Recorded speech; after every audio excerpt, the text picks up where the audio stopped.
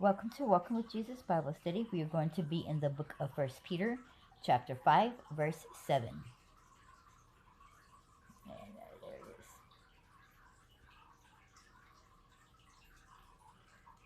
Casting all your care upon him, for he careth for you. And I'm going to repeat that. Casting all your care upon him, for he careth for you. The Bible puts a very strong emphasis on telling us to commit all of our cares and all of our concerns to God because he loves us. He truly cares about our well-being. But God makes sure that his word tells us that repetitively that it means that he is in control and the outcome of our situations will work out because God meant for us to prosper. If we live abundantly in his love and in his faith, the treasures that will be bestowed upon us in heaven when we make it to the very end. The faith and the love and the work that we put in to our relationship with God, there is no other greater reward. There is no other word to be listed, for your reward is Jesus. How can you want or ask for anything else other than to have Jesus in your life? If you could have certain things in your life and it was listed, and one of those answers was Jesus, how many people would just choose Jesus? I know there's some people that would choose Jesus and this over here, or choose two or three and then maybe Jesus. But let me explain something to you. The correct answer would be just Jesus. Because when you choose God, all things will be given unto you. To have God is to have everything.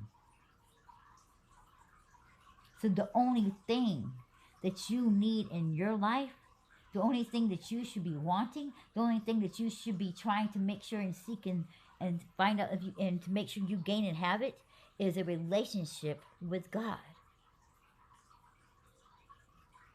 And you just can't be, oh, well, I have a relationship with God because I accepted him into my heart.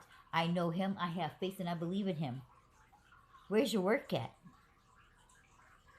What do I mean by work? No, I don't mean go out there and helping the needy and helping those in need and giving to this and that and make sure you feed this and that. No, that you should do automatically because it's the correct and right thing to do.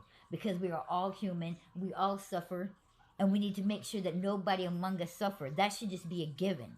So no, that is not work. That is not the work that they're beginning to talk about in the scriptures. The work they're talking about is the work you put in when it comes to building your relationship with God. See, faith without works is nothing. You can believe and you can have faith. Satan believes. Satan has faith. He knows who God is. But is he putting in the work to build a relationship with God? No, instead he's putting in the work to backstab God. So where is your work when it comes to your relationship with God? Are you reading that scriptures every day, filling your mind with the truth, making sure that you understand and know what the word says? Man, you don't have to sit here and memorize these scriptures. What you need to do is keep reading this book daily. And even though you've already finished it, go back and read it again. Because every time you keep rereading it, you're going to constantly keep learning something new. And every time you keep reading it, your mind is going to remember what it says. You got to remember yours filled with the Spirit inside. So when you are reading this, you're feeding your spirit. Your spirit will help you to remember what you have read. This gives you the power of discernment. When somebody's preaching to you and talking to you about this word, of what you can and can't do, of this and that, you'll know because you have read it for yourself. Your spirit will tell you, yes, do you remember reading that? Oh, so you'll be like, no, that can't be right because nowhere in the Bible does it say to do that. Or it says in the Bible to do this and not that. They're twisting it. This Bible is the key, is the answer, is the reason for life.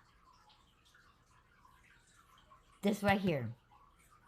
This right here. The prayers, talking to your God about any and everything throughout the whole entire day. Not just saying prayers before you eat your food, not just saying a prayer before you go to bed, but actually communicating with Him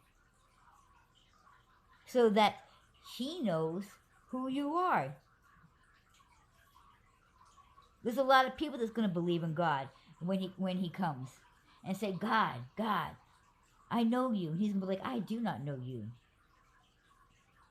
because you don't know my voice. You know of me, but you do not know me. Worship. How many are you getting down on your knees, bowing down, showing worship to Him? Worshiping is not just sitting there and singing songs and saying a prayer.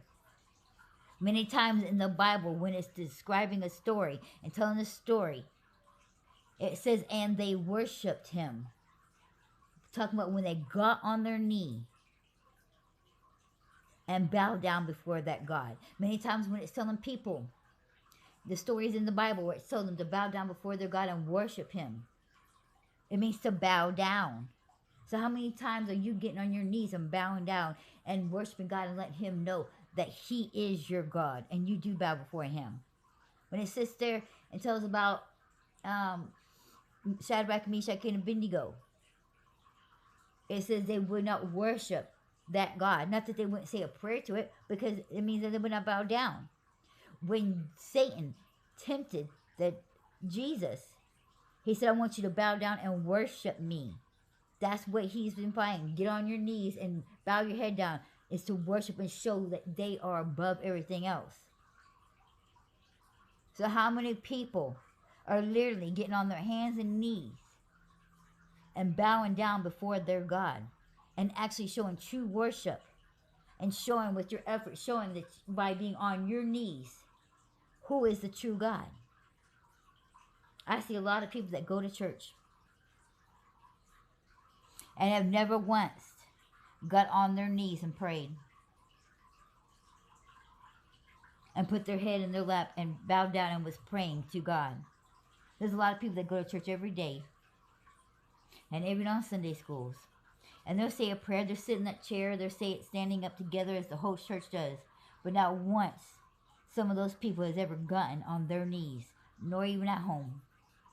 Because they'll only say the prayer over dinner. You're sitting at a table, you're still sitting up.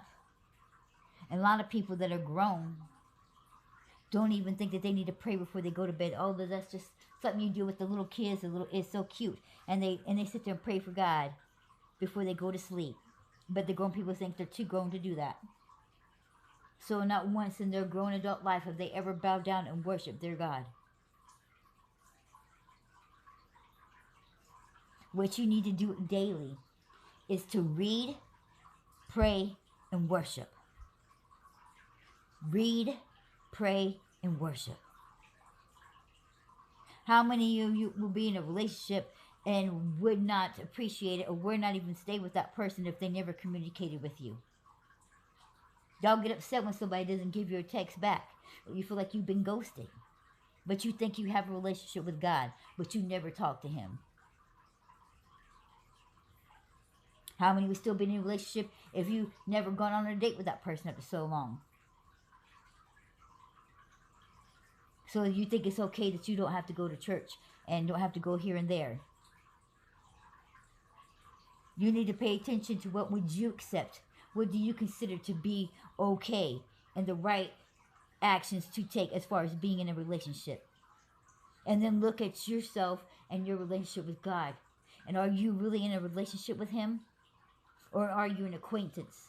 Or do you know of Him? Because there's a lot of people that claim that they know God. But do they know God? Does God know them? Pay attention. Read, pray